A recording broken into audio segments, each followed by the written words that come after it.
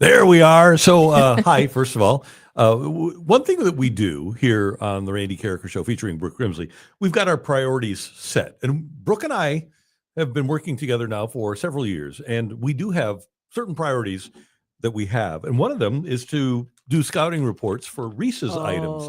Yes. So this morning, Brooke, who has gifted me many times with Reese's items, brought in these Reese's peanut butter mini eggs, which have an ideal, Brooke, peanut butter to chocolate ratio. They're fantastic. These are great. So I was at CVS yesterday, and it's Reese's, not Reese's. Sometimes I say Reese's. It's a Nashville thing, right? I don't know. I know a lot of. I think it's just a lot. Our buddy Mike Ryder say, is a Reese's guy. Yeah, everybody has their preferences, but I'm saying Reese's so that nobody absolutely murders me on the YouTube chat. Which, by the way, you could if you want to interact with us on the YouTube chat today. You can and tell me if it's Reese's or Reese's. Don't murder her on the YouTube. Please don't. I need to survive. But I was at CVS yesterday, and I came across these because Easter time. That's when you get the best Reese's because you get those Easter egg ones that are bigger. They came out with a mini version, and these are so good. So good. Yeah, Joe Roderick is a connoisseur. We've had this conversation off the air for like a half hour in the past. Show how little they are. Yeah. Joe, have you had these first of all? No, I have not. Do you want some? You need to Absolutely. Okay, here, when I saw them first, I thought they were the Reese's clusters, which I don't know if you've seen those come out. Yes, the mini Reese's clusters. I have not seen the mini eggs. Innovative. What's the just for research purposes? Let me show you. What is the serving size? I just want to know because 8 of them is a serving, and how many calories in that? 160. I just want to know because if I sit down, if I buy one, I'm eating the entire bag. Here, I made you a little napkin full. We're gonna break the fourth wall where you can walk over here, over and get some of your mini Reese's eggs. So they're good. So 4 years ago, or not 4 years ago, maybe it was 4 years ago, I was still working with at the radio station with Michelle Smallman, and she challenged me, and you don't challenge me and get away with it. She challenged me and said that I could not eat a 1 pound Reese's bunny within an hour. The show started at 7 a.m. and by 7:55 or so, that Reese's bunny was gone.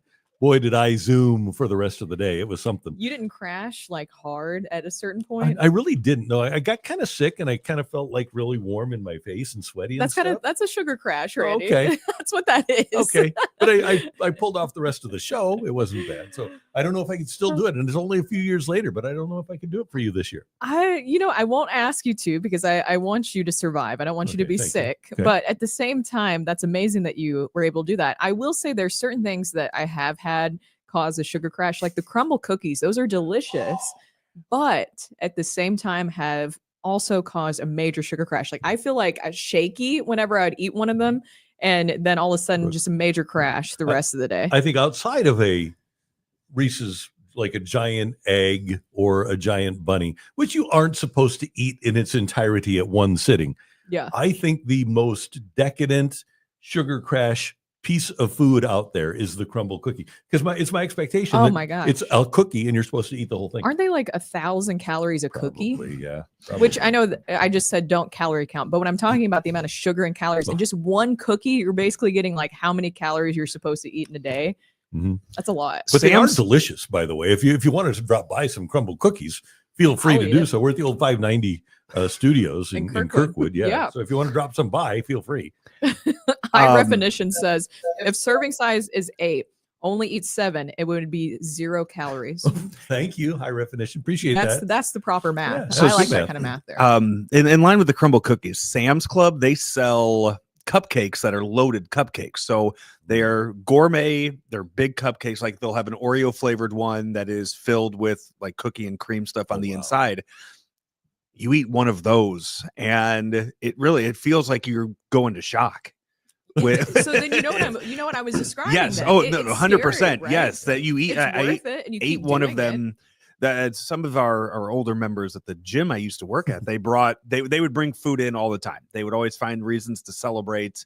And they brought these in one day. You're playing for the tie. Exactly. So I ate one of those and really the rest of the day. And there was a mom there who was going to give one to one of like her 6-year-old daughter that was there. And I stopped them out. I said, hey, I'm just Just want to let you know. You're not gonna sleep the rest of the evening. You'll regret giving Wow. this to them. But yeah, those things too. I could feel. Did you try one of these? One of these little mini Yeah, eggs? these things are so amazing. everybody can see. They're just I'm gonna eat itty 100 bitty. of these. But they're delicious. They're so good. So I would think that Ollie Marmol and Robert Blake probably feel like they're on somewhat of a sugar high watching their young pitchers perform lately. Michael McGreevy, 2 scoreless innings yesterday in a 7-0 loss to the Yankees. But it's spring training, so you don't worry about losing 7-0 to the Yankees. Oh, I don't know. People panic about that stuff, Randy. But the Cardinals team ERA so far in 5 games this spring, it's only 5 games. The ERA is 6.00. Nice round number. They're allowing 6 earned runs a game. But young potential starters, McGreevy, Matthew Liberatore, Quinn Matthews, Zach Thompson, they have combined in 4 games to pitch 7 innings and not allow a run yet. That's encouraging. Now, how much do you believe it? If you live with the old adage, don't ever believe what you see in baseball in March and October or September. Believe what you see in October, but March and September, don't believe it. I think though, here's the thing: McGreevy has a chance to get better. Thompson still has a chance to get better. Matthews has a chance to get better. Liberatore has a chance to get better. I don't think Steven Matz is going to get any better. I don't think that Eric Fetty is going to get any better. I don't think that Miles Mikolas is going to get any better. So if you're in reset or transition mode, either way, you don't think you're going to win, play the guys that have a chance to be good when you're ready to win again in 2027 or 2028. Exactly. And Michael McGreevy, I think that he deserves a shot in the starting rotation, which it seems like that's what they're trying to do right now, right? Is that McGreevy would be the next one in line. Then you would have Matthews. But I think Steven Matz is the big question mark here. We talked to Brendan Schaefer yesterday about this, about McGreevy and Matthews getting a chance in the starting rotation. And it seems like everybody is like, well, we know an injury is going to happen. It's true. We see it time and time again, especially with Steven Matz. Yep. I don't mind Steven Matz in the bullpen. It would be great, though, I think in a perfect situation, and I'm not trying to get rid of these guys, but at the same time, if the Cardinals are looking at trades, they're looking at moving their payroll, why not try to find a way to package Fetty and Matz to a team? Well, and Brooke, we both want to see those guys win, right? Yes. It's important for us. We like Steven Matz. He's a good guy. He's a friend of the show. We like him a lot. Eric Fetty, by all accounts, swell guy. I want to see him win. I want to see him rehomed into a place where he has a better opportunity. Rehoming. I always die whenever you say that, when you just like slide in there and say rehome. But I honestly do. It makes it sound like we're like bad like dog adoptees or something like that, where we got him and he was really cute at first and we liked him a lot, but now he's gotten a little bit bigger and he's not as cute anymore. He's older and we just want to rehome him to a home that can better facilitate his needs. Yeah. That basically is what it sounds That's like. basically what we're saying about Matz and Fetty.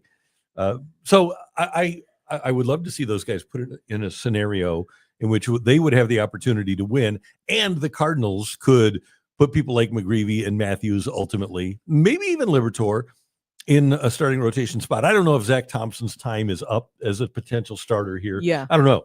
I hope not, because I still think he has good stuff and a lot of potential. He was a first-round pick for the Cardinals. He was, yeah. And we'll get to him in a second. But I want to go back to McGreevy, because last year, Michael McGreevy with the Cardinals made 3 starts and had a 3-0 record and a 1.96 earned run average. He gave the Cardinals 23 innings, 4 games and 3 starts. He pitched an inning in another game where he came in relief. I think that the guy has earned an opportunity here. Yeah, I think he does. I think that he deserves that opportunity. And yesterday, as you mentioned, he needed just 21 pitches to record 6 outs, 14 of them strikes. He looks like a guy ready to go.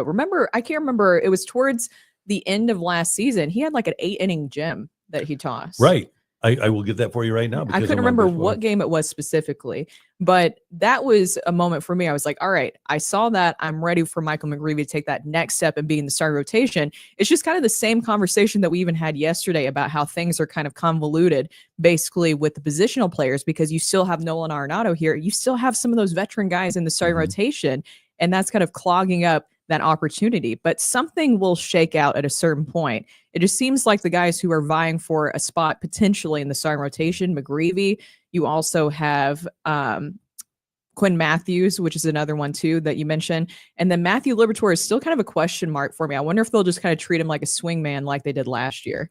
I would think just because they believe they have veteran pitching depth and they don't want to touch their veteran pitching depth. I think that's what he winds up being. Or he could wind up being a pretty good reliever. I think that he has good stuff. There were 2 really good McGreevy starts, by the way. His major league debut last year was July 31st, and he threw 7 innings against the Rangers, allowed 1 run on 5 hits. He struck out 3 and walked 1. And then in his last start of the year, and that was on September 29th against the Giants, he goes 8 innings and allows 1 run on 5 hits, struck out 6, and didn't walk anybody. So 2 really stellar starts for Michael McGreevy last year. Then he had a relief appearance against Pittsburgh where he went 3 shutout innings against the Pirates. And then there was only 4 games. The other game was a start against Colorado here where he went 5 and allowed 3 and 4 hits. He still struck out 5 and walked 1. And for all of the talk about how he's a ground ball guy, his strikeout numbers are not horrible. You can live with that. Now you want your defense to be as good as it can for everybody, but Michael McGreevy is one of those guys. But it's not like he doesn't strike anybody out. The 4 games again, 7 innings, 3 strikeouts, 3 innings, 4 strikeouts, 5 innings, 5 strikeouts, and then 8 innings, 6 strikeouts. Sandwich Man said they sent him down after that gem of a game. Yeah. They did do that because it was end of the year. Yeah, it was towards the end of the year. That's what they do. They brought him up and then they sent him back down. We also have another one, if you could pull this up, Joe, from Justin, and he says Mikolas has not been good in St. Louis since his first year in St. Louis. I think it's interesting because we're talking about, Steven Matz, Eric Fetty. We know what we have with them. With Miles Mikolas, there wasn't really a way that they could have moved him this offseason. No, he hasn't been good enough. And really, he got hurt. And he's never bounced back. He missed a year and a half. Yes. And he's never really been what he was before the injury. And the Cardinals, even after the injury and after the ineffectiveness, they still gave him the extension, and he's making an awful lot of money. I think that they hoped.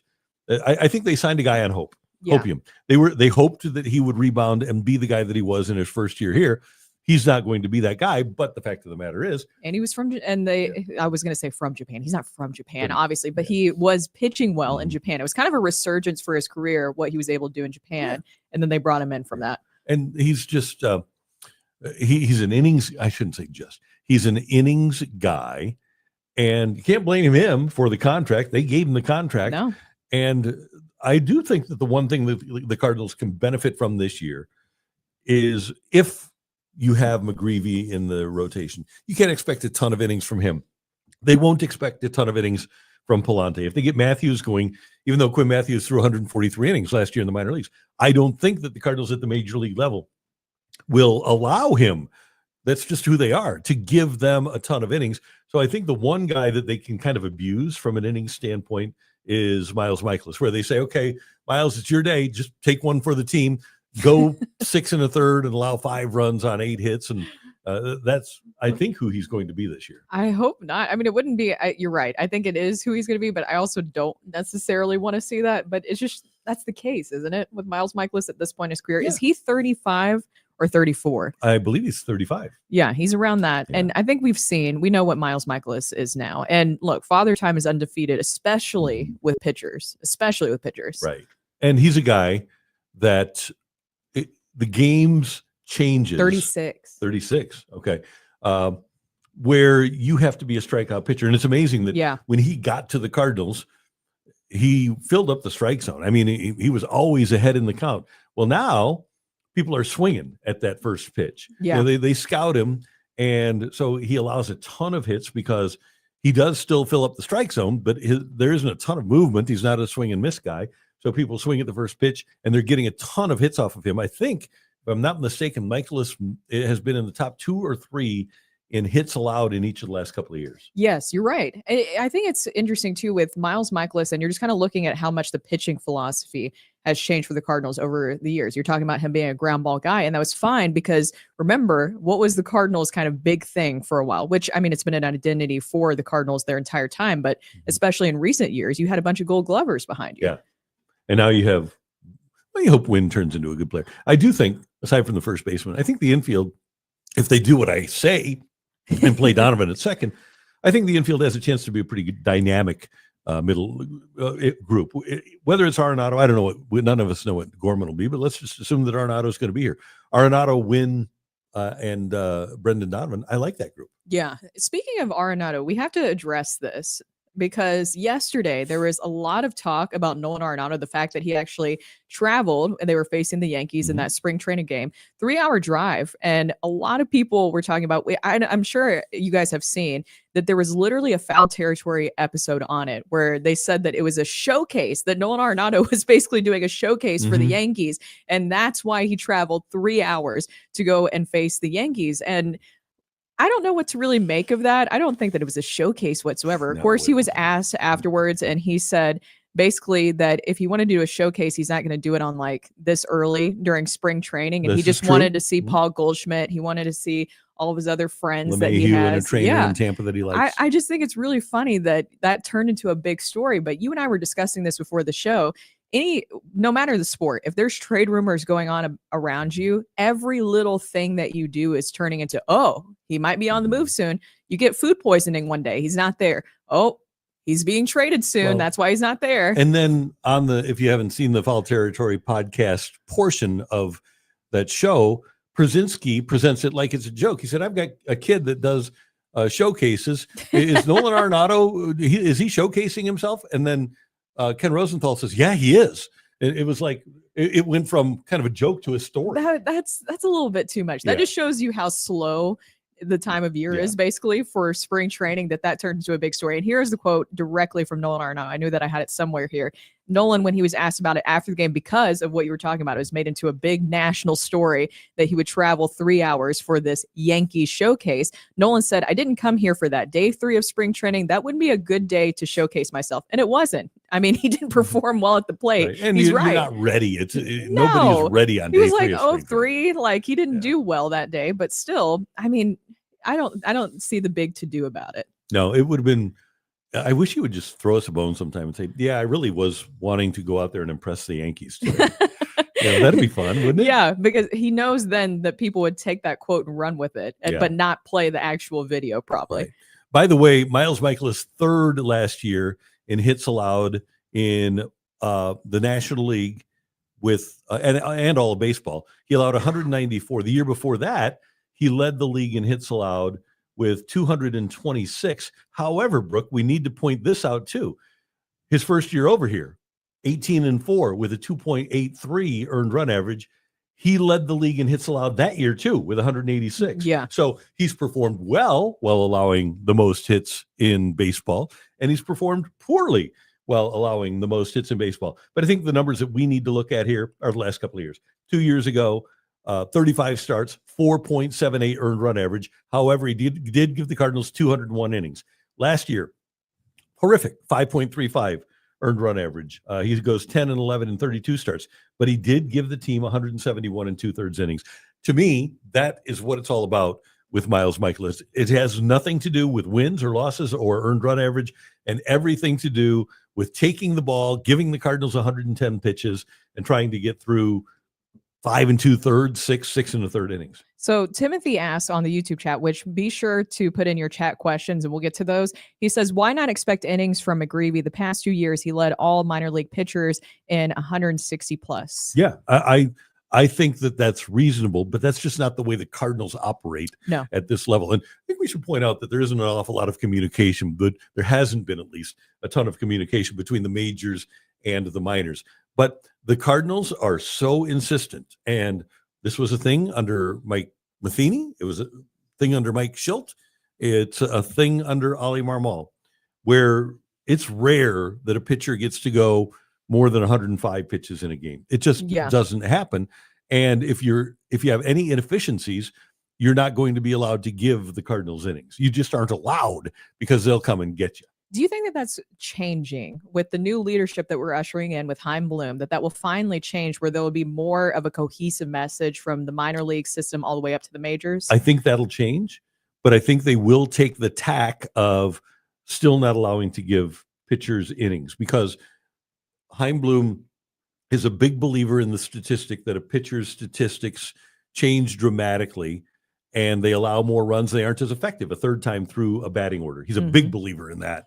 So I don't think Cardinal pitchers, regardless, whether it's Matthews or McGreevy, I don't think any of those guys under Bloom will get that opportunity. Now, the one thing that I think that they need to look at, and I was talking to Al Roboski about this because he was saying that Bob Gibson was a 2-pitch pitcher. He was fastball slider. And he said, now everybody has 6 pitches. I think one of the things the Cardinals should preach to their pitchers is if you have 3 effective pitches, this is something that John Smoltz told me. He said, I would always hold something back in the first couple of innings so that when I got to that third time through the order, I could give the hitter something that he hadn't seen before. I think that's a really good coaching tip for somebody that has 3 or 4 pitches. So you go fastball slider, okay, in your first trip or two through the order. Third trip through the order, then all of a sudden you start introducing the curveball or the cutter or something like that. I think that's a really smart move. Now, there's also a school of thought, and I talked to Adam Wainwright about this because of what Smoltz said, and he said, no, I'm going to give it – I want them to get all my best stuff throughout my time that I'm in the game. So, and maybe it's different now because you want to get off to – you want to show them your best stuff early. But I kind of like the idea, don't you, of a pitcher saving something for the hitter that he hasn't seen for that third trip through the order? 100%. I think that's a great idea. I find it interesting because it's not just a Cardinals thing that we're talking about here. In Major League Baseball in general, they're just not letting guys do that anymore. They really aren't. Just kind of staying on the mound, working through that adversity. Is that something that you ever see changing, or is it just because of money? I feel like it all goes back to money, right? It does, and agents. Agents don't want their pitchers throwing more than 100 or 105 pitches. Somebody's going to do it, though, and it might be Bochy with the Rangers. I know that Bochy loves to use his bullpen a lot, but Chris Young, their general manager, former Major League pitcher, is a guy that has thrown a lot of pitches in college. He's a Princeton guy and at the Major League level, and I could see him trying to get pitchers conditioned to pitch into the 7th or 8th inning at the Major League level. They should get back to that. I think that's something that would actually help baseball a lot to be able to see a pitcher do that. Well, a couple of years ago, Alek Manoah, the rookie, he was a rookie for the Blue Jays at the time. He was really outspoken about wanting to stay in the game. And the Blue Jays got mad at him, and then he just fell off the map, unfortunately. But then you had the other end of the spectrum. Remember a couple of years ago, I think we were doing a show together. It was a September game. George Kirby of the Mariners is throwing a no-hitter in the 8th, and he allowed a hit, and they took him out. And he said, I don't know why I was in there. I can't believe that they left me in there. He had a no-hitter going. But he didn't expect to be in the 8th inning, right? Yeah, no, it's he wasn't ridiculous. expecting it. So that's the condition. The Cardinals this year. Matthew Liberatore is a perfect example. Matthew Liberatore is told, prepare as a starter. And then he told us, I'm ready to go 5 innings. Yeah, that's what it is nowadays. Can you imagine the older pitchers hearing that? Be like, what are you talking about? 5 innings? Yeah. And that's it? Yeah. Hockey Dad Don. Speaking of pitchers, take it or leave it. Paul Skeens throws a no-hitter this year. Is he going to pitch against the Cardinals? Yeah, I'll take it. Oh, did we say that out loud? I know you had in the show notes too. Are you concerned at all about the average? The team is hitting like 173 right now through 5 games. Yes, I am. You actually are? But you just but it's spring training. But it is, and it's only 5 games in. But here's my issue with it, Brooke. This is on the heels of them being so bad offensively last year. And I know they have a new hitting coach, and I know that at this time of year, the statistics don't count. We won't remember these statistics once we get into April. But I think right now they do matter. I mean, Nolan Gorman said that he spent more time with Brant Brown this offseason than any other person in his life. Spent more time with Brown than any other person in his life. Nolan Gorman's 0 for 6. Mason Wynn has a new hitting coach, and it was good last year. He's 0 for 9. Oh, no. Yeah. We're not going to run Brant Brown out of this town here, No, I'm just saying that you would think that if these guys spend the entire offseason working, right? Yeah. That they would have a hit so far. But the thing about spring training is that everything can change today, and you have a bunch of guys go 2 for 3, and then all of a sudden the averages look a lot better. It's way too early to be concerned. My only concern is what happened last year, and then the fact that it's kind of continuing in spring training. It's more of just the carryover is what you're talking about. It's just that carryover, especially with runners in scoring position. That was a huge issue for them. Their inability to score with runners in scoring position was just a big issue for them last season that has to be eliminated. And I don't know if that is going to change, because philosophically, the Cardinals are not about bat to ball. Sure, they've got some guys. JJ Weatherholt is a bat to ball guy. There's some other, and you'd hope that a guy like Victor Scott II can become a bat to ball guy. But most Cardinal hitters, if they're in an 0-2 count and they're down a run, this is most Cardinal hitters. 0-2 count, down a run, late innings, runner at second base. What are they trying to do? They're trying to hit a home run. They're swinging as hard as they can. You see it. Yeah. You could see that that's their approach when they're going up to the plate. So, and that's the key word is approach. And the Cardinal hitters last year did not have a great approach. And now I'm starting to wonder whether this is a philosophical thing from the top. Think of what they said about Jordan Walker. Yeah, we want more launch angle. We want more exit velo. Oh, that exit velo. Okay, so if you're asking for more exit velo, what are you asking for? You're asking for the guy to swing harder, right? Yeah.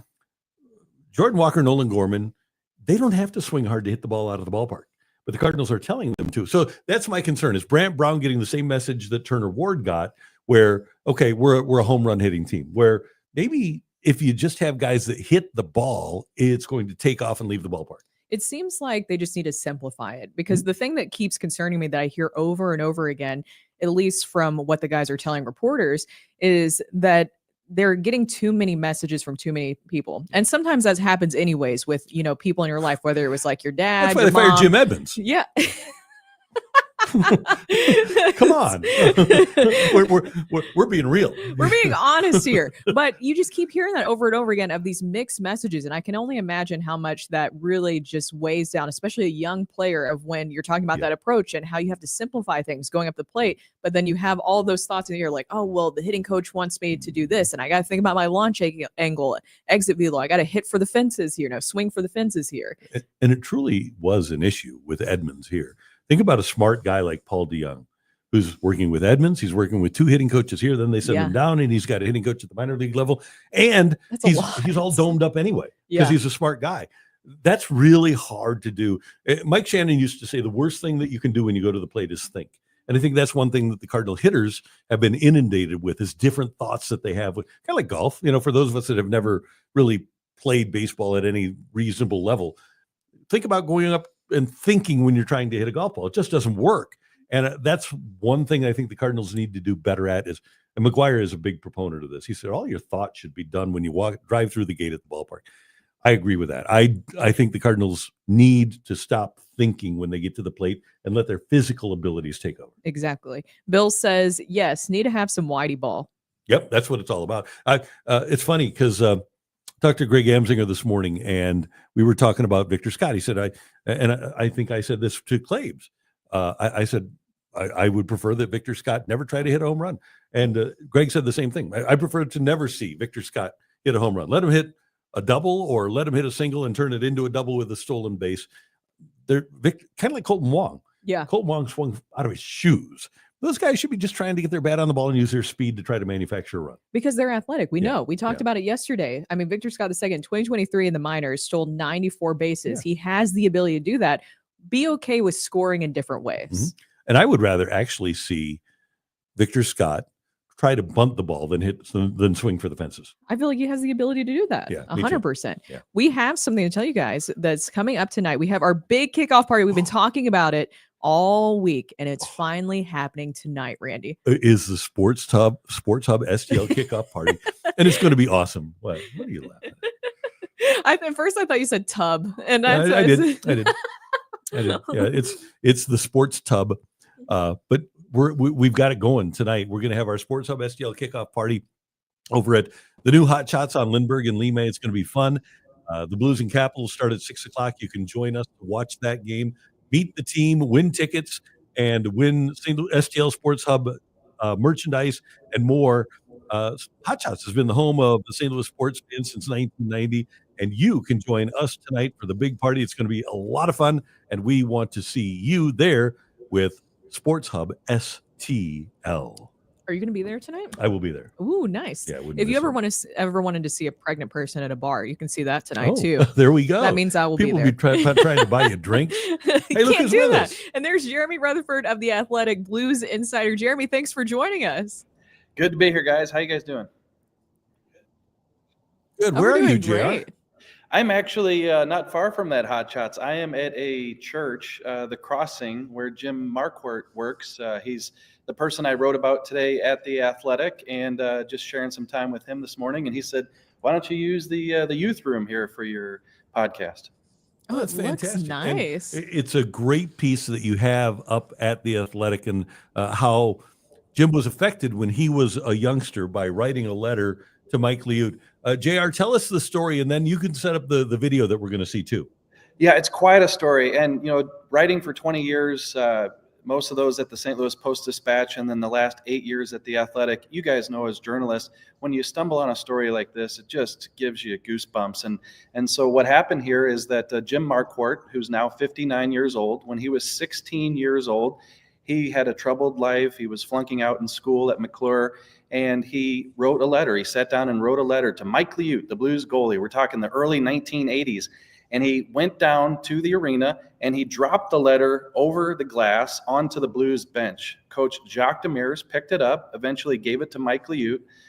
Weeks went by, months went by, but finally Mike Liut wrote a letter back to Jim Marquardt, and it changed his life. He said, hey, listen, the only person you need to please in life is yourself. Work hard for yourself. And he said, good things will come. And so Jim got his life squared away. He now teaches here and works with the youth at this Crossing Church here in the St. Louis area. And recently, we were able to have Mike Liut and Jim Marquardt sit down together at Enterprise Center and have Jim tell his story to Mike. And there's video within the story at The Athletic where Mike is tearing up hearing how Jim got his life turned around because of that letter. We're going to show that video right now, Jeremy. In high school, I pull up into the driveway at home, and my sister comes running out with this big white envelope. I didn't get out of the car yet. She runs down the sidewalk with this big envelope, and it said, from the St. Louis Blues. I pulled it out, and there's a picture of you playing, and, best wishes, Jim, best wishes, Mike Liut. Behind that, I pulled these letters out that you wrote. This is what was so life-changing. What hit me was, how many kids did I not have this effect on because I didn't follow through? Right? Or how many other kids did I, the flip side is what I thought first, right? And that was just, it's I know, yeah. I know, because I wanted to say to you on the same line, I was so lost for you to just to pen letters to a kid. I can't explain you how life-changing that was. That's JR. That's amazing. I have goosebumps right now when you hear a kid that's 16 and he says, and he recognized he was so lost. And here you've got the story at The Athletic that Mike Liut literally changed his life. Yeah, and to hear Mike, and he mentioned it to me a couple times while we worked on the story, that he was thinking about how many kids did I not write back to, how many autographs and people did I not talk to and help try to point them in the right direction. So that just tells you all you need to know about Mike Liut. But guys, how about that letter? When I was interviewing Jim and I said, by chance, you don't happen to still have this letter, do you? And he said, oh yeah, I have it at home. You have a 40-year-old letter from Mike Liut? And he said, yes, I do. So it was incredible to see that. And to hand that letter to Mike Liut a couple weeks ago, and we sat down in late January, and you have, Mike Liut reading his own handwriting, recognizing the handwriting, and then seeing at the end, sincerely, Mike Liut, just phenomenal. So if you get a chance, please take a peek at that story. Yeah, of course. You always do such a great job at The Athletic, Jeremy, and just seeing that video too, as Randy mentioned, just goosebumps seeing that happen. You also have a story out right now because, of course, we are getting really close to that trade deadline. So all the trade rumors are swirling around the Blues, particularly with Braden Shin, the Blues captain. And you have an article out right now about Braden Shin and the Maple Leafs. Is that a possibility for Shin and the Blues? Well, possibility. I think anything could happen when it's Doug Armstrong. And I hate to have that, wide open disclaimer on everything I say, but you just never know what he can pull off. We've seen it going back to, making a trade for Jarro Halak when he came onto the job. And even you could say Tarasenko and Schwartz, Armstrong, that was his first couple days on the job as a general manager. So many things. With regard to Shen, I think you have to look at it this way. He is a true leader and a good captain for this team. This is an organization that's going through a retool. You need people like that around. you can also see the other side of it. Here's a guy who's going to be 36 by the end of his contract. And if there's teams interested now, then you have to take those phone calls. If Toronto or whomever says, we want to bring in Braden Shen and we'll give you a first-round draft pick and maybe you're a prospect, I don't know how you don't make that move if you're Doug Armstrong, because of where they're trying to go in the future. You're bringing in Snuggerud, you're bringing in Dvorsky. And yes, having Braden Shen around would help that. But I think that in a year, 2, 3 years from now, you look back, if you were able to make that type of move, then I think it probably moved things forward into the next era of Blues hockey. And so will it happen? It's going to come down to what is a team like Toronto willing to part with. They don't have a first-round draft pick this year. They do have one next year. Are the Blues going to retain salary? I wouldn't think they would want to. So that's when you get to the parts of the negotiation that determine whether these things happen or not. JR, I'm really conflicted here, and Jeremy and I sat and watched the game together on Sunday, and I asked you, and I think it's a legitimate question. Okay, if Shen isn't here, who's the leader, and is there a leader on the horizon? The reason I'm conflicted is because from that perspective, I would, if I'm in Doug Armstrong's shoes, I would want to keep him around. On the other end, do I want to leave him at the end of his contract for Alexander Steen to have to deal with when he probably won't be anything more than a fourth line guy, if that? Yeah, and I agree. And I think it's a tough situation, especially because who are the Blues leaders? And, I think Robert Thomas would likely be next in line to be the captain if they indeed did name one. But a lot of the Blues players who are their good players, like a Colton Parayko, they're just quiet guys. And I don't think you don't need the rah-rah guy who's in your face in the locker room, but you need guys who I think can be vocal and like we've seen with Shen, and even Ryan O'Reilly behind the scenes was a guy who could come to you and talk to you and tell you that the Blues needed more from you. Is Colton Parayko or, who else on this team is that guy? So, I agree with you. If the interest is there, if what Doug Armstrong is looking for in a return for a Braden Shen is there, I think they have to give it serious consideration. Was Luongo, what goalie was a captain recently? Somebody with Vancouver, right? Yeah, was it Luongo? Yeah, Luongo at one point. And I can see where you're going with this. Jordan Binnington for captain, huh? Yeah, how about that? He'll hold guys accountable. He'll slash him in the ankles. His own defenseman. I could see that. Speaking of Jordan Binnington, I know that we talked to you last week about him and especially his value possibly going up after that Four Nations performance. And you have an article that came out recently about that with Jordan Binnington, if that's a possibility. You did a great job of kind of laying out all the different scenarios of if they kept both of the guys with Jordan Binnington and Hofer, how expensive that would be, basically tying up that much money with your net minors, but then also the cap's going up here soon. What do you think is just more likely, in your opinion, of what the Blues will do with Binnington, stay pat, or maybe move on soon? Well, I hate to ride the fence, but I think that you can see it both ways in this situation too. And all this goes back to, do the Blues want to try to remain somewhat competitive during this retool? I think that's the answer to the Shen question. I think it's the answer to the Jordan Binnington question. And that's what Doug Armstrong has to answer. And I know for the most part, to this point, he has said we want to be competitive. And so if he sticks to that, then I think we see those guys stick around.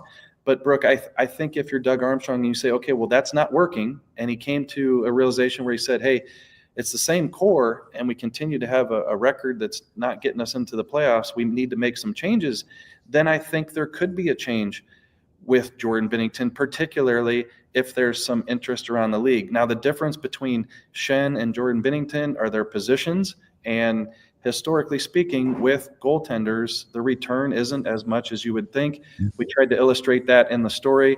The past 5 years, all the goalie trades that have been made, there's a couple where teams have gotten a first-round draft pick back in return. But for the most part, by and large, a lot of second-round draft picks, third-round draft picks. So if you want to trade Jordan Binnington, you want to maximize the value with the Four Nations, it might be a second or third round draft pick. Is that the most you can get? If so, does it behoove you, if you're the Blues, to hang on to him and continue to try to stay in this hunt and make the playoffs? JR, after the Blues play at Washington tonight, they've got the Kings here on Saturday. Then they go on a trip before the deadline to Dallas and LA, and then they play Anaheim the night of the trade deadline. Tell me if I'm wrong here. I think the Blues will either sell or stand pat. I don't think that if they get hot and they're in the hunt by next Friday, I think Army will do what he's done in the past. He'll say, this group deserves to stay together because they finally got hot and they put themselves in the playoffs race. And I don't think, and you mentioned this in your Shen piece, the Blues don't have an awful lot of draft assets right now anyway. Would you be surprised if the Blues would buy at the deadline? Yeah, completely surprised. And obviously they don't want to be moving any of their assets. They've got a prospect pool that, according to the Athletic, Scott Wheeler is ranked number 14 out of the 32 teams. You know, you're talking Snuggerud, Dvorsky, Stenberg, Lindstein, these guys. They don't want to be moving any of those guys to try to improve this team. So that leaves the two options that you mentioned, either sell, and when you talk about selling, you're talking about the Ryan Suters, the Radek Foxes, those types of pending unrestricted free agents, or you're talking about standing pat. And so if they win tonight in Washington, and by the way, it looks like Matt DeFranks just tweeted that Joel Hofer is in net tonight for this big game against Washington. And then they got a couple getting big traded. Yeah, they got a couple big games coming up, as you mentioned. If they can hold serve here in these next couple games and kind of stay within a couple points of that wild card leading into the deadline, I could see Doug Armstrong holding on to those couple guys, because honestly, you know, if you trade a Fox, if you trade a Suter, what are you getting? Third or fourth round draft picks? Even if you don't have a lot of picks, I don't know that those are going to help you. You might as well stand pat and see what you can do down the stretch. Also, just something really cool that I'm sure you're talking about tonight, too, is Braden Shen and Luke Shen are the 8th set of brothers to both reach 1,000 games, but the first siblings to do it in the same season. Also, both siblings have trade rumors surrounding them, because I'm sure you saw that quote from Luke Shen. He's with the Nashville Predators, by the way, where he talked about, I don't think I've ever been a part of a group like this that literally can't score a goal. It sounds like he wants out. Yeah, guys. So you've been in the Blues locker room. I was in there yesterday. We had 6 or 7 reporters around Braden Shen. We talked to him for 10 minutes about playing his 1,000th game. And he said, what an accomplishment. You know, my brother and I had to do it in the same year. And so I went home and I sat down and I started writing my story. And then I had to shift into, but he could be traded. So you have all the emotions and, accomplishment of him playing in this 1,000th game tonight in Washington, and then the rumors kind of circulating that he could potentially be on the move. Let's not forget that he has a no trade clause. If he doesn't want to go, he doesn't have to go, just like we saw with Torrey Krug. But it's interesting that they're the 8th family member of brothers. You had the Stalls, which there were 3 brothers, so they're calling them the 8th family that have brothers reach it. But the Shens are the first brothers to do it in the same year, Luke doing it earlier this year. And interestingly, you have the rumors that could both Shens be headed to the same team. There's a team or two out there, it sounds like, who would want both Braden and Luke. To me, that might be a way to get Braden to waive his no trade clause. Maybe that's how that team could be looking at that situation.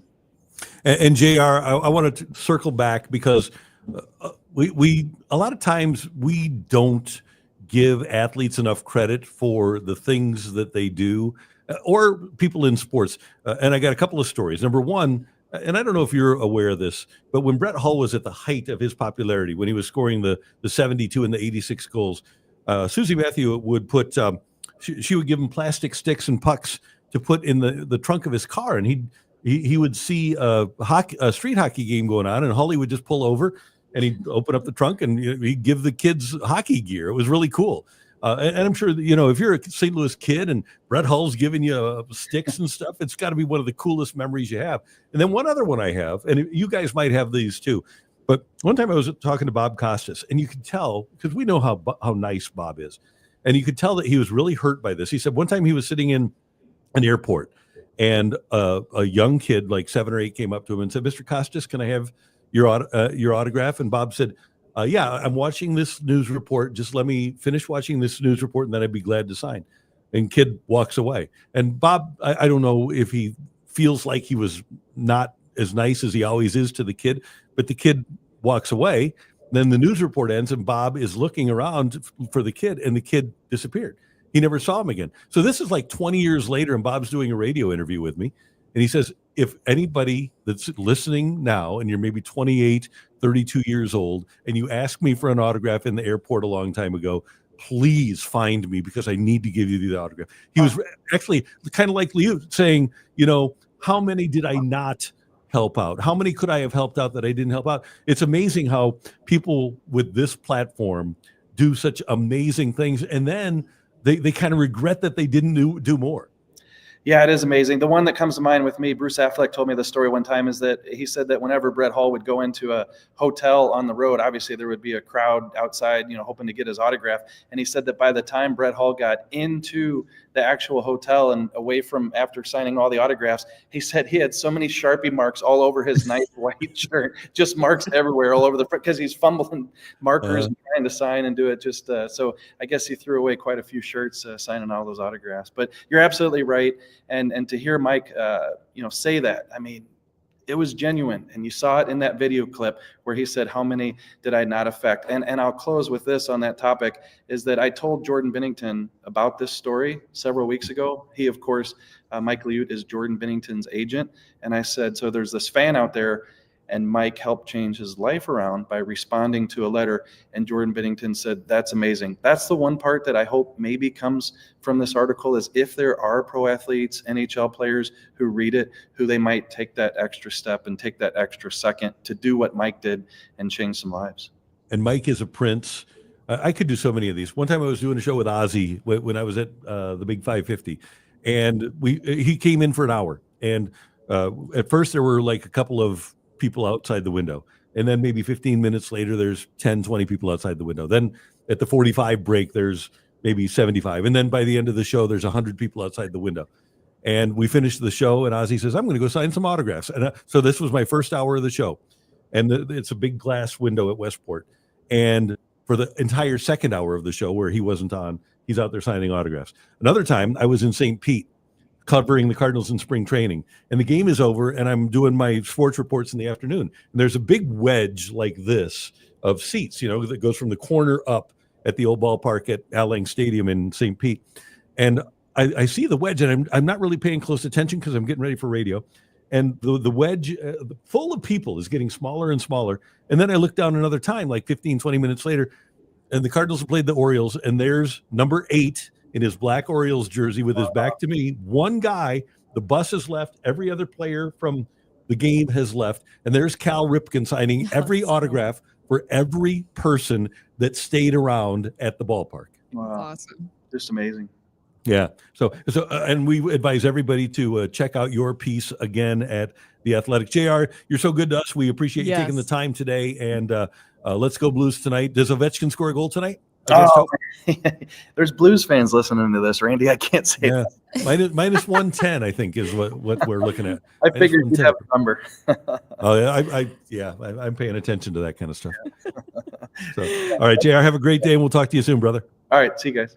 Thanks. That's our buddy Jeremy Rutherford. He does such an amazing job at The Athletic. And what a great story to have written. We need to have more stories like that. Yes. And that video, I don't know what to say about that. I mean, just goosebumps, just seeing that moment, just how touching it was. Yeah. It was really nice.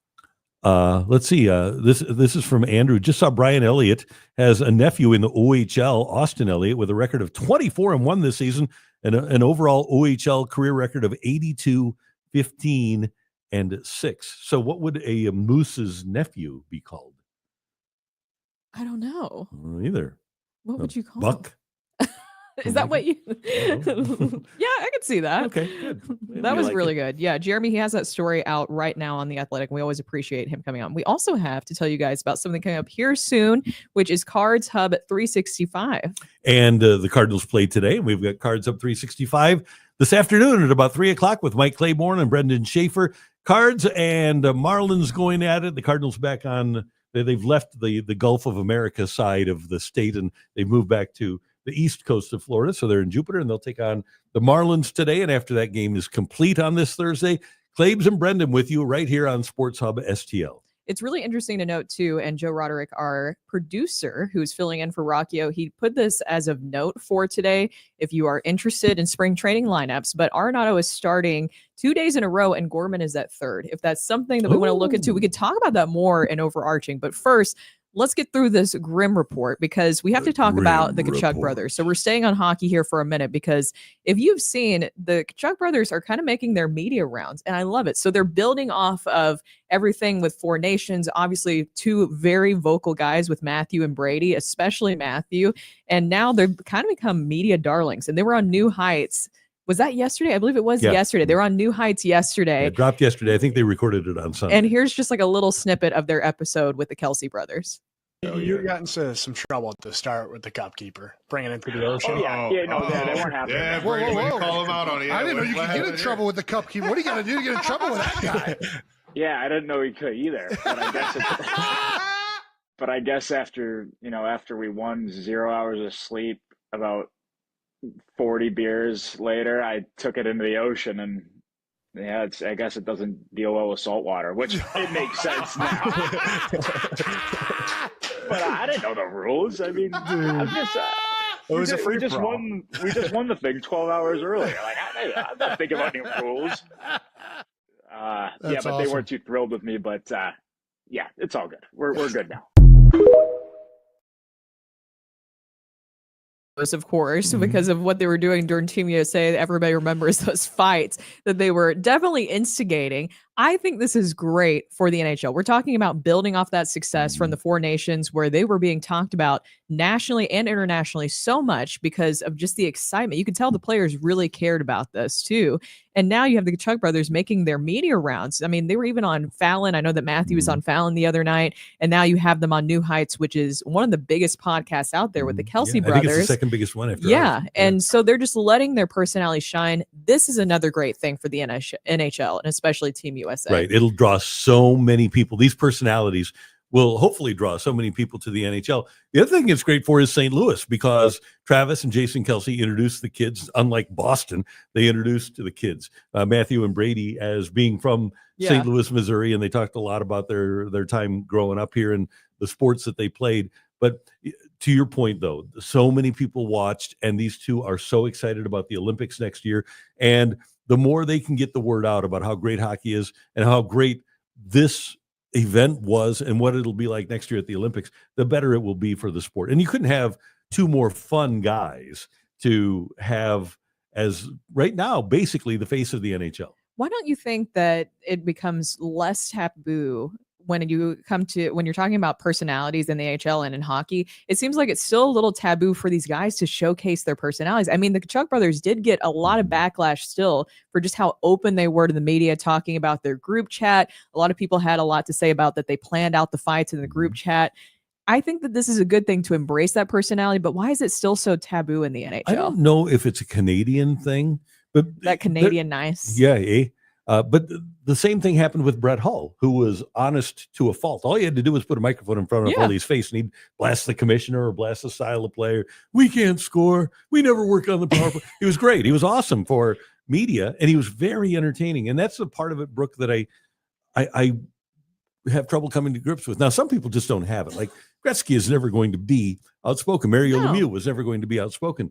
But if you have people that clearly are having a good time and laughing and enjoying what they do, I would want to try to sell that if I were the National Hockey League. Especially when you look at here in St. Louis with Jordan Binnington. I think that a lot of St. Louisans obviously love Jordan Binnington, but we talked about maybe that international perspective changing on him after his Four Nations performance, of course, helping Team Canada win. I mean, he stood on his head in that performance in the championship to be able to win that for them. It seemed like the narrative shift, because if you remember in that first game against Team USA, any little mistake that he made, the leaky goals, it was all the heat was on Jordan Binnington, rather than why aren't some of your other star players scoring more than just one goal? It seems like they just really kind of picked on him because he's a big personality. He's fiery personality. And of what he's done on the ice, the stick swinging, which was 3 feet from the other guy's head. Oh my gosh, they dramatized that. And the water bottle, the empty water bottle that he threw within 5 feet of Kadri.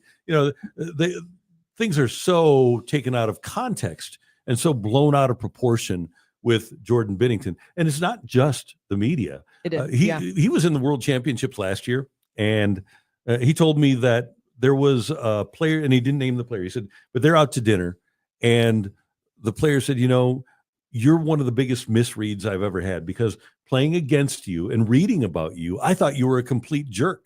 And then the guy said, no, you're a great guy. You're a great teammate. I love to be around you. So he's out to dinner with a guy, and that's when he finally gets told that, yeah, you're a good guy. But I think all of his opponents see the competitiveness see the way he plays and they think, oh, he's got to be a jerk without really knowing the guy. It's kind of like in girl world, and I don't know if this is the same in guy world too, where you have some people say like, oh, like I thought you would be like a B word, or I thought that you would be like really intense or something like that. You're really not. It's like it's so kind of fixated sometimes on just like the outside stuff rather than just actually getting to kind of know that person. And Jordan Binnington is hilarious. He's the type of guy, that's the kind of energy though, where you would want that guy on your team because he absolutely hates losing and he will fight for his teammates. And if you're the league, just like we're talking about with Brady and Matthew, he's a guy that you want front and center. He's a guy that you want to represent your league.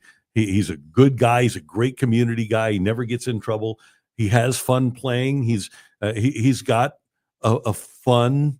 It's kind of a prickly personality, but it's a fun prickly. Dry. He has dry humor. I mean, what's his quintessential line, right? The one line that we'll always remember from him. Yeah. Do I look nervous? There you go. That's what he never want. does. Yeah. Especially during that run, it was so much fun covering him, just kind of behind the scenes media wise. It was so much fun covering him during that 2019 championship. That was probably one of my favorite moments that entire season because they literally went from worst in the league to best, as we all know. But just watching the story of Jordan Binnington was probably just one of my favorite moments because he was so confident. He knew that nobody believed that he'd be able to do any of this. And he just kind of rode that energy all the way to winning the Stanley Cup. Do you like my idea of making him the C? I do. I don't think it's going to happen though. There have been six. I looked it up. There's been 6 goalies in history that have been the captain of their team. That would be something. I like it. I think that Jer Bear is right, though, that there's some other guys who are in line. Yeah, I call him Jer Bear. I like that. He's Jer Bear. Yeah, Jer Bear. Jeremy. One quick question, because we were talking about the Tkachuk brothers, and I've seen this kind of recirculate. This is from Andrew. Do you think it is possible for the Blues to trade for Brady Tkachuk? No. Sadly, no. He's got about 5 years left on the contract. They're in, last I looked, they were in playoff position. Let me just double check here, make sure. But Ottawa has a new owner, and they have a general manager that's been around for about a year and a half. Former Steve Staios, former Blues first-round draft choice. And Ottawa right now is on the outside looking in. They have 62 points. They're 2 points out of a playoff spot. But their new owner wants to win, and the centerpiece of the franchise is Brady Tkachuk. I don't think that Ottawa is going to trade him. It's just recirculating because I don't know if you've seen the report. Andy Strickland, who we all know, we know Strick Nasty over here. He made a statement recently that according to him, it's inevitable that Tkachuk will eventually leave the Ottawa Senators to play for an American team, just like his brother and father did in the past. Well, there were rumors about him getting traded to the Rangers earlier this season. Yeah. And Ottawa threatened, and there were media rumors, but Ottawa threatened to file a league complaint for tampering against the Rangers because they thought the Rangers were putting that word out there. Yeah, it's interesting. Do you think eventually, though, Brady will do that? I could see him playing for an American team, 100%. But he is... Everything I hear about him is that he is just such a straight arrow. I think that he's the kind of guy where with the contract that he has and it runs through 27, 28, I think that he'll respect the contract. And by the way, he's not getting paid a ton of money either. Relatively speaking, he's getting, this year he's getting $10.5 million. So he's doing all right. That's pretty nice chunk of change. But then it goes down to $8.5 million and $7 million in the last couple of years of the contract. But he signed through 28. So this year and then 26, 3 more years after this for Brady. So maybe he comes here as a free agent. I don't know. Yeah, that would be nice one day. You know what would be fun? And we should do this because you're all on YouTube, obviously, right? So you have access to the YouTube chat. And if you're driving, just make it a short question. But why don't you ask us anything? Why don't we do an Ask Us Anything thing? I like that. You like that? Yeah. So we're going to do that coming up on the Randy Carricker Show with Brooke Grimsley and Joe Roderick in for Rockio here on Sports Hub STL. But first, we have to tell you about our newsletter, which I will be part of sending out today. So you'll see a nice message. It has been so exciting being a part of this because this is a new venture for all of us. And I addressed that in the newsletter, especially working with you again, Randy, has been one of the best parts of it, of course. I'm enjoying it immensely. And so we have our newsletter. And I found out today that the newsletter is completely free. So all you have to do is make sure that you're subscribed to the YouTube page and like the video. If you haven't already done so, you need to do that. And then go to sportshubstl.com and sign up for the Hub newsletter. It's sent to your inbox twice a week and anytime St. Louis sports news breaks. You'll be the first to know about Sports Hub STL events and merchandise, and you get exclusive content and prize opportunities and more. While you're on the site, check out all of the St. Louis sports content, including game recaps. They're there. Programming highlights, they're there. Sports news and opinion, gambling tips, and more. It's all on the website at sportshubstl.com. Need to check that out and get signed up for that newsletter today. So since Matthew is out, he's out in California for a wedding. Not his wedding, like we said, but for a wedding. We're going to kind of put this together as the Ask Us Anything overarching item. Now, I mentioned this earlier that we should address again. And Joe, you were the one who actually texted this to us. But interesting lineup for the Cardinals today where Arenado is starting 2 days in a row and you have Gorman at third. Does it mean anything? And Arenado is the DH. I think it does. Does it really? Oh, yeah. Really? I think they need to see Nolan Gorman at third base because you never know when somebody's finally going to come up with a deal that Nolan Arenado will accept. And then you have to have reps. If you're a logical franchise, if you're going to play a guy at a position, you'd like to have him have some reps there. And the Cardinals would never play a player at a position that he's never played before with no reps. Yeah, They would never do that. They would never do that. We've never seen that story happen before. Never, especially not recently. No. That would be absolutely crazy. Well, I guess you're right. You do need to make sure that he gets some reps there. I'm just interested to see if Nolan Arenado will still be a part of this team by the end of spring training. It's up to him. I think it is. Yeah.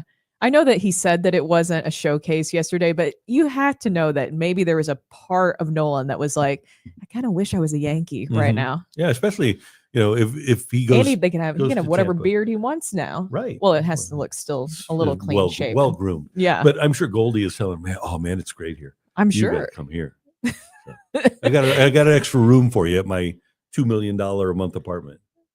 Do you think that Goldie you think he's got a big old apartment like that? Yeah. Oh, he might live in He's Connecticut. not flashy. I feel like he's not a flashy guy. He's not A-Rod? No, not at any stretch of the imagination whatsoever. Maybe he could rent. No, they would never rent Jeter's place in New York, would they? No. During the season? No. Where Jeter had his fun? I know where you were going with this, Randy, and I'm trying to avoid this topic. Good. That's okay. So questions. Jeter did have a lot of fun. So Andrew, he asked on the chat, do you think the opening day attendance for the Cardinals is going to be under 35,000? No. We are still, I believe opening day is 1 month from today. And I think the Cardinals, if they don't sell the game out, will be close to a sellout. They have to. It's a national holiday. It's an event. Yeah, it's a big event. Yeah. It really is like a holiday here. Yeah. So I know that they're struggling to sell tickets for opening day, but I think that people will recognize, you know what, this is just who we are. This is what we do. We're going to the game. So no, I don't think that it'll be below 35,000. So we have another one who says, we've seen other teams that shift their shortstop to the outfield with the cannon of an arm that Mason Wynn has. Could you see the Cardinals moving him to the outfield and put Weatherholt at short? I guess anything's possible, but Mason Wynn sure looks like a great shortstop to me. No, I can't see them moving him. And I don't know if Weatherholt, I would, honestly. the majority of his baseball life has been set at second base. Yeah. So maybe, a lot of it depends on what happens with Arenado. It does, because then also what happens with Donovan too, when Weatherholt comes up. Because if you determine that Donovan, because Weatherholt could play third, he could play short, he could play second. Maybe Weatherholt comes up and is Tommy Edman off the bat of his major league career. I don't know, but you can play so many positions with Donovan, and I'm not so sure, Brooke, that Brendan Donovan is absolutely thrilled with the Cardinals after his arbitration hearing. You know, we keep hearing that story over and over again with the Cardinals in arbitration. And by the way, if you missed that, I know that we talked about it before, but Brendan Donovan lost his arbitration case against the Cardinals. And when you actually break down the numbers, I know that you remember the numbers for this, Randy, of just kind of the difference. It's kind of silly when you think about it, taking these players to arbitration over just not much of a price difference. But I think the Cardinals do it in a way where you have that expectation that they're going to go through arbitration with these players every single year. But at the same time, it just seems unnecessary when you look at the numbers breakdown. And you want to keep it copacetic, and that you hit the nail on the head. When you look at the numbers breakdown, and I think the Cardinals' difference for three players combined, Newt, Barr, Donovan, Palante, I think it was like 1.025 or 1.125. Probably spend more in lawyer fees. They spent like $500,000 on lawyers. Yeah, it's like, then why don't you just give them the money then? Yeah. That's my question is, why not give them the money? You just like lawyers that much and getting them paid? And I don't know if I would think that these are different lawyers than, you have on retainer, Yeah. right? You probably have different lawyers to do an arbitration hearing. Yeah, I don't. You need a negotiator. I'm not a big Yeah. fan of this. I know that the Cardinals like to take a hard line, but there were only 9 arbitration cases in all of baseball, and the Cardinals had 3 of them. So that's telling you that they're. It's not the norm for No. every team in No, Major League Baseball. It's not. And I just can't imagine, because these players are in the hearings having the team say bad things about them. Exactly. And I know that if I were in a scenario like that, where if I had to go into a hearing and Dave Green is ripping Randy, I'm not going to be very happy about it. And it's a difference between constructive criticism and then making it personal, Mhm. which the story that you kind of hear over and over again is that it does get personal in these sessions. It's negotiations. So when business and money is involved, it sounds like it does get really personal. I think that Tyler O'Neill is the one, and I've mentioned this story before, but he was just so candid how much that arbitration process soured him. And we all witnessed how it really just kind of tore that relationship apart between him and the Cardinals towards the end there. Yeah, that and injuries. Oh, well, that and injury. Yeah, the yeah. injuries. And that was Ollie. Yeah. That happened. Expectations up to here. Yeah. Let's get to the 2 city ones. Number 1, from Rip It Up Cards, Berkey as city's captain, goalies as captains can be a new STL thing. I like that. Okay. And you could even make like a partnership out of it. Yeah, Captain Binnington. And then the other one is, what do you think about the new STL City kits? I love them. I think they look fantastic. I know that Rockio did a full breakdown of it, of the history, all that stuff. Looks wise, just optics wise, I think that they look really good. Yeah. I feel I'm a fan. like there was a lot of people worried about the color and just the color of City SC in general because it's pink. And so people are like, oh, why are people are going to wear pink out? I think it looks fantastic. I have pink shirts. It stands out Yeah. whenever you see City SC stuff does. around town. Yeah, it does. Yeah. And I love the fact that you have a flag right behind you, a City SC flag. You can just look, pick there that it up and is. wave it if you want. Let me see. Yeah, Oh, just there take it it out, is. take it right out of there, so that we have it. There we go. See, there we go. We are fans of City SC. There you go. Yeah, I agree. When people have flags in front of their houses, or if they're It wearing the stands kit, out well. it really does. Yeah. It's great. I have a City SC sticker on my car. Yeah, I noticed that. Yeah. I need to get one of those. Yeah, and I think you can get them at Rally House. Ooh, little plug there. We need Yeah. to get Rally House Yeah. involved with this. Uh, Andrew says, "Are you excited for the Battlehawks, especially with the new lights and turf?" Caw-caw! The turf, yes, that's important to note for Yeah, it this is. year. You have the break; it looks so much better. It The does. turf does. I'm excited about the Battlehawks. I like football, and I understand that it's not the NFL, but from a competitive standpoint, these are guys that are not like this is kind of like a huge SEC. Okay, Mhm. There's a lot of SEC players that are playing here. The one thing I wonder, 2 things I wonder about that league. Number 1, is there another team another franchise that's finally going to step up and do what we do here in St. Louis? And I wonder about St. Louis. How long is the Kroenke hate going to be a factor in people buying tickets to go to games?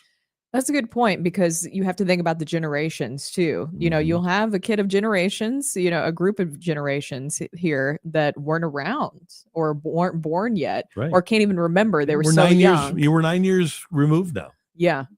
I think it will always kind of live on as a legend about Kroenke. Oh yeah, I think so. But yeah, well, Mike But the Keenan, hatred, Mike Keenan yes. is still hated in this town. But I don't know if people will actually invest their money in the hate. We because a lot of us, you might be one of those people. We wanted to prove to the NFL that we're a good football town. We've Mhm. proven that. We don't need to prove it anymore. I hope that St. Louis will continue to support the Battlehawks as they always have. I'm just intrigued to see how much longer they will, and hopefully it'll be forever. Hopefully they'll draw 35, 40,000 a game, and people will have their great spring and summertime tailgates. I hope so. I just don't know. I think that the biggest thing, though, even outside of the Kroenke hate, to your point of what you said at the beginning there, is that St. Louis is such a sports town, and not to get into politics again, Let's do it. but you want to do a whole politics show, Sure. but not to get into politics again. I just wish that sometimes our local politicians would understand that that's what drives people to our city. Mm-hmm. Every city has their thing, right? Like Nashville's the music city. And St. Louis is a sports town. So even without the Kroenke hate, you would still have a ton of support because people just want to go see sports here. Any sporting event, you think about USA Gymnastics when they came to town, the showing that you have for that. Savannah Bananas, which I don't know if anybody in the chat is going to that. I'm a little jealous. I forgot about it. I don't think that tickets are available anymore. But apparently St. Louis is doing better than any other market at selling tickets for the Savannah Bananas, which isn't even like a real game. It's more of like an entertainment thing. Yeah, I just, and we've always been that way. There used to be a thing called and we talked about it, I think yesterday or the day before, the old Olympic Festival, and that set records. We set records, obviously, for the PGA Championship. The one thing right now, because we don't do beer as like we did, we aren't the headquarters anymore. You folks that are making beer at the brewery, we love you, and this isn't what we're talking about. We just aren't the headquarters anymore for Anheuser-Busch. It used to be known that we were known for beer and baseball.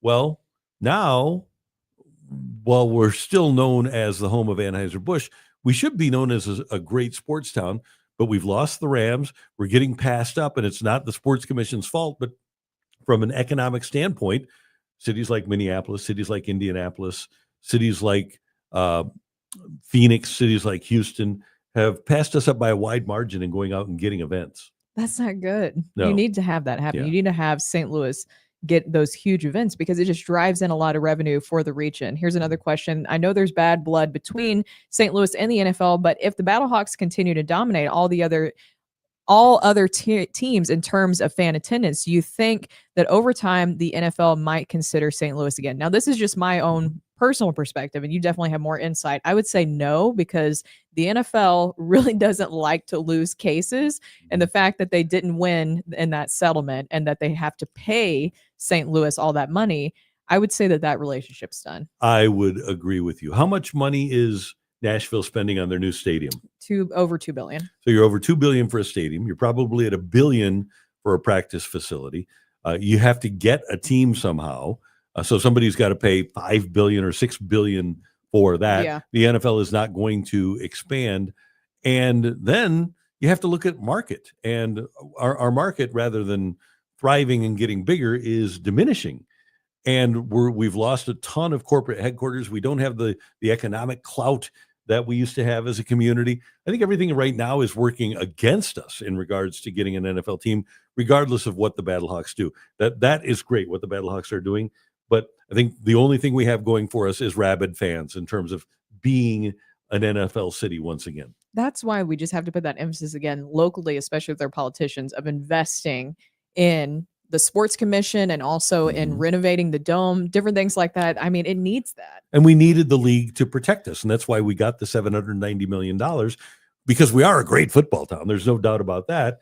But you had the market size, you had the corporate clout in Los Angeles. You had a guy willing to build the stadium. Unfortunately, it was our guy.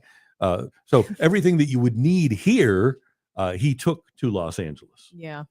That was a sad ending to the show today. We had a great start though. Yeah, Reese's, not Reese's. CVS, right? Reese's. Yeah. Yes, CVS. Okay. That's where you get. They always are very innovative over at Reese's with all the different things they come out with. And these are 10 out of 10. Wouldn't everybody agree? Oh yeah, no doubt about it. 10 out of 10. Fat Bob, you're really fat. You're husky.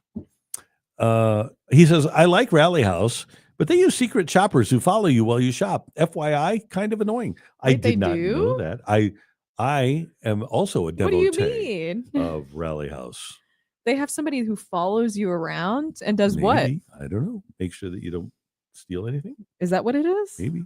I don't know. But I like Rally House. They got good stuff. Yeah, they do. I didn't know that. I'd much rather go to Rally House than buy from Fan Addicts, where a lot of stuff is out of stock, and it's just not a good place to do business. No, takes a while. You don't even know what it's going to look like when it gets here. Yeah. They finally changed the lettering, by the way, on the back of the jerseys. Oh, yeah. The Blues jerseys? No. On the name lettering. Yeah. Whew. Thank goodness. That was a long national nightmare. That was a long national nightmare. Yeah. So tonight, we hope you join us at the party at Hot Shot, South County on Lindbergh and Lee May. And the internal temp is too high. We are allowing it to cool. Whew. There we go. Okay, cool. It was burning out. So we're looking forward to seeing you at the party hot tonight. Takes. Well, hot takes. That's a great point. Too many hot takes here on the Randy Carricker Show with Brooke and Joe in for Matthew. So we'll see you at the party tonight. Yes. We're going to be partying. Party for STL Sports Hub. We thank you for tuning in. Thanks for participating on the chat. Brooke, did you have fun today? Yes, of course. Good. Joseph, thank you. Great work as always. That's Joe Roderick. And don't forget, we've got Cards Hub 365 coming up at 3 o'clock after the Cardinals this afternoon. For all of us, until tomorrow morning at 10 a.m., have a thrilling Thursday, St. Louis.